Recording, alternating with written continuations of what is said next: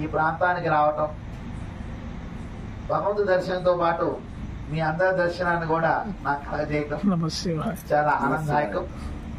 ఇందాక సత్యనారాయణ చెప్పినట్టుగా ఇవాళ గుడివాడలో కార్యక్రమం సుమారుగా ఒక 1000 మంది పైన హాజరయ్యారు.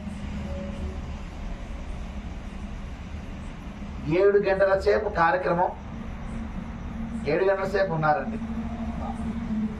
దానిలో వారికి నేర్పింది ఏమిటంటే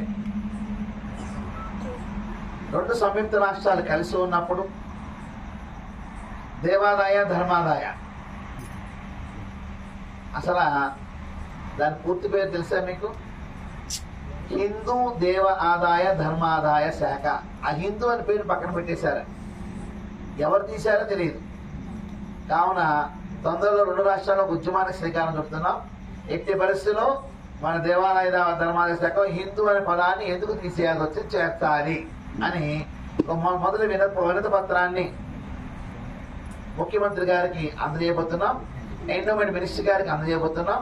ఆ యొక్క కమిటీలోకి సత్యనారాయణ గారు కూడా భాగస్వామ్యం చేయబోతున్నాం.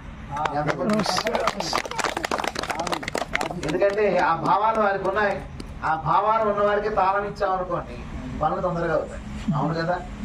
ఇప్పుడు నేను ఏబిసిడీలుగా నేర్చుకుంటూ 10th క్లాస్ పాస్ అయ్యి, ఇంటర్ పాస్ అయ్యి ఎప్పుడు పూర్తి అయ్యాను, ఆ భావన ఉందంటే డిగ్రీకి వచ్చేసినట్టేగా.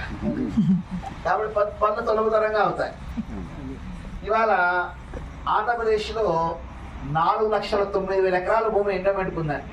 ఎన్ని ఎకరాలు? 49,000. అంటే రాజ్యాలు ఉన్నప్పుడు